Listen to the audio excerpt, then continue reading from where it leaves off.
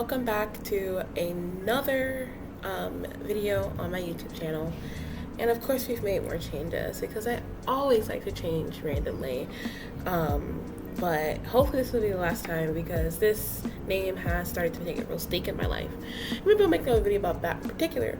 But first off, I wanted to say hi again after a very, very long hiatus.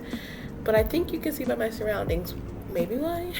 I have uprooted my life yet again and moved to a new city and live in a new space. So yeah, a lot has changed. So my hiatus was not because I just didn't want to do videos. I wanted to do videos, but I had a lot of things I had to focus on. But that's not what this video is about. This is, as you can see by the title, another common culture video. And this can be my first video back because I know a lot about this topic, but it also does have some interesting perspectives that I don't think we talk about often. My two deep analysis is typically revolving around music, artistry, or movies, and not necessarily around concepts, which is why I do common culture. Common culture, we're talking about the concept today of reality TV. You don't have to look that far back to see how much reality TV as a culture has truly changed within the last 20 years, mainly because technology changes.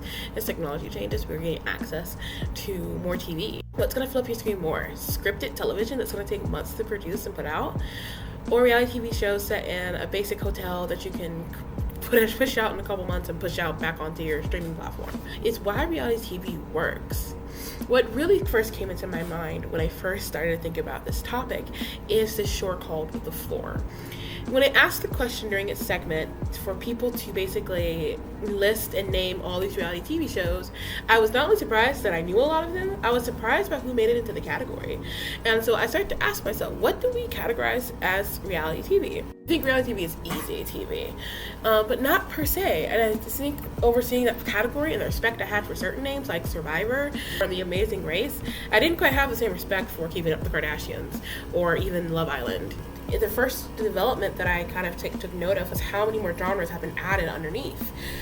Typically reality TV, if we're going back, just not even too far back, but back to like the 90s, reality TV that is predominantly like The Price is Right or Let's Make a Deal, daytime television, where it didn't result in a lot of, it was more lucky. But then you have the next segment, which is to me the much larger segment, which included The Amazing Race, The Challenge, at least American reality. Let's start with American reality TV. When it came to Survivor, Amazing Race, Big Brother at the time, I would say was more of a serious construct.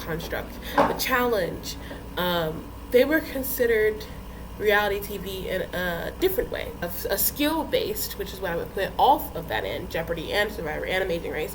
All these things started to become skill-based. And then what really, in my opinion, changed the reality TV show game and TV show genre are things like America's Next Top Model, RuPaul's Drag Race. This is because it's the first time you saw another identity of reality TV come to the forefront, which is the personality. And then we had things like Keeping Up the Kardashians already kind of being on air, but it being really the only successful version of like following a family around. That type of reality TV has kind of been solidified for the Kardashians. I couldn't imagine the Kardashians on Amazing Race. I just couldn't imagine a single Kardashian on a not a celebrity version of any of the things I've mentioned before. Whereas reality TV stars from Big Brother, Amazing Race, and Survivor often switched up. That was kind of a running theme. If you go into the reality competition, like true reality competition, which Big Brother and Survivor also get into, but again, I would say less skill based. Like you do have to do something to win at Survivor, but you are being presented with those with what to present. Whereas America's Next Top Model and Drag Race really was already based on who you were as a person right now. Like who you are on Drag Race was all you're gonna be able to give, and if it wasn't enough to win, it's just not enough to win. No one's really, well, at least early on, was coming into Amazing Race and Survivor with any particular set of skills. It's supposed to be about every average day Americans competing against one another, whereas these are specific and topical to a certain type of artistry. And because those became the kind of top few things, America's Next Top Model and RuPaul's Drag Race really broke reality television for a while. This is the first time you're kind of having several seasons of something, 20 seasons, 25 seasons of something, and now with RuPaul, different international seasons, of something where we are in love more kind of with the personalities that come with it than the actual ability to win the show. And unlike America's Next Top Model, RuPaul's Drag Race actually ascended many drag queens into mainstream TV in the same way that RuPaul did it for himself. So you really have people finally going, oh man, maybe a TV show can be about the personalities. Well, what also happened at the same time is that you saw shows like Big Brother, Survivor, and Amazing Race struggling to get over the racism thing. When you also cast the same type of personalities on a reality TV show, they become very boring. And you saw a dip and decrease, in particular with places like Big Brother, where you are still not applying a skill to win other than social bias. And when you're putting bias in that place inherently by putting the same type of personalities and the same type of body types into a singular room, you're gonna get biases that are typically racist, and even the best of them are still gonna make these stupidest mistakes. And without anyone there to correct them, they're probably gonna collect them on themselves, confirm bias each other, and do even worse stupid stuff that reflects now on your TV show. So Drag Race then ascends to this level of sort of reality TV show where we are calculated by personalities, by memes. The memes of Drag Race through an era reached past. I feel like there are people in pop culture who know memes about drag queens that don't even recognize it's because of drag queen. We're seeing that a lot of reality TVs are basically copying that format. If we want the personality, honestly, more than the skill, now we've gotten back to rotten reality TV shows. And the way I think I perceived it for all these years, but now I have a bit more respect for it, because now we have even less skill being applied to reality TV shows. But then we end up having things like Love Island, who seems to be doing well in pretty much every country that it goes in, or Love is Blind, where really no one's being asked to do anything. There's no skill involved. It's just more morality politics of, are you doing this in a way that seems morally likable?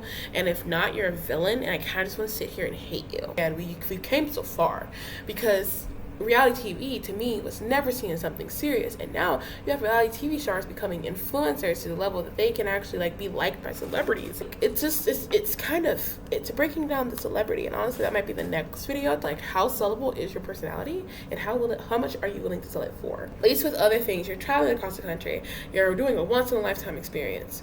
It's like, but no, these people are literally bringing them back for other seasons of Love Island and all this stuff too hot to handle, where all you're doing is sitting there paid to not have sex with one another. That's insane.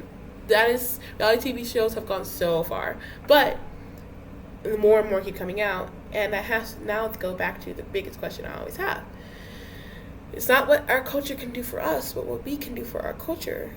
Should we stop watching these, or are we accepting the trash, and that people who are willing to do them, it can be entertaining to watch people do that?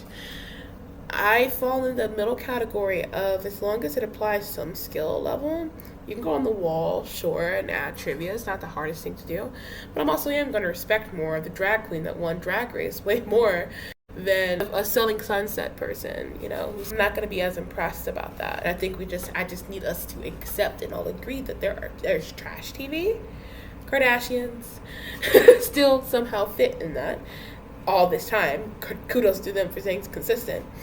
And then there's high-end, systematically changing things like RuPaul's Drag Race that have quite literally put a set of weirdos on the map on a level that no one can take away now. They can't be taken away because they've been too systematically entwined into reality. Truly, we can't deny, in reality television and in pop culture in general, this man has changed a whole genre, added a whole art form to Hollywood. He has done something for the culture. Well, thank you for joining me again on another episode of Common Culture. I really enjoyed this episode, and it'll probably be something super similar connected to this, because I truly have a lot of thoughts and opinions and perspectives about the culture around TV. Quality content is hard to find nowadays on any standard. Creator content, streaming content, but I just think that that they don't know what to do with themselves right now.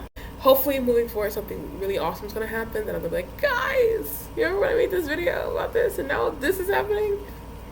And so as I always say to end this video, may my faith be enough for us both. See you guys next time.